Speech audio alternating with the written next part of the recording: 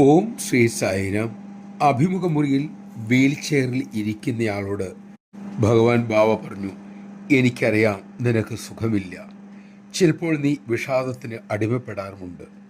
അതിനുശേഷം ഭഗവാൻ തൃക്കഴം ചുഴറ്റി 3 രത്നങ്ങൾ പതിപ്പിച്ച ഒരു മോതിരം സൃഷ്ടിച്ച് ആ രോഗിയുടെ ഇടത് കൈവിരൽ ഇട്ടു. രോഗിയുടെ മുഖത്ത് പ്രത്യേക വികാരങ്ങൾ ഒന്നും ഉണ്ടായില്ല.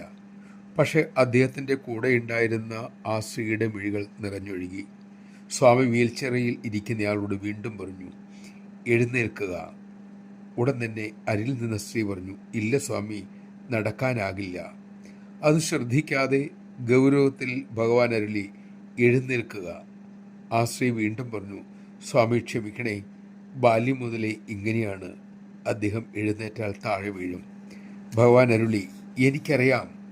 സ്വാമി അതിനുശേഷം അയാളുടെ മുട്ടിൽ 3 പ്രാവശ്യം തട്ടി. പിന്നീട് ഉറച്ച സ്വരത്തിൽ ആജ്ഞാപിച്ചു, എഴുന്നേൽക്കൂ. എല്ലാവരെയും അത്ഭുതപ്പെടുത്തി അദ്ദേഹം പിടിച്ച് എഴുന്നേറ്റു.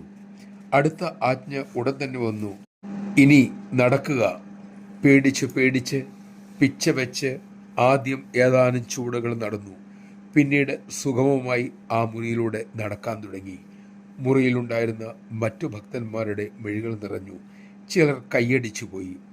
ഭഗവാൻ തൻ്റെ അരികിൽ നിന്ന് ഒരു ഭക്തനോട് അരുളി, സായിക്ക് ആരെയും 1 മിനിറ്റ് കൊണ്ട് സുഖപ്പെടുത്താനാകും. ജയ് സായിരാം.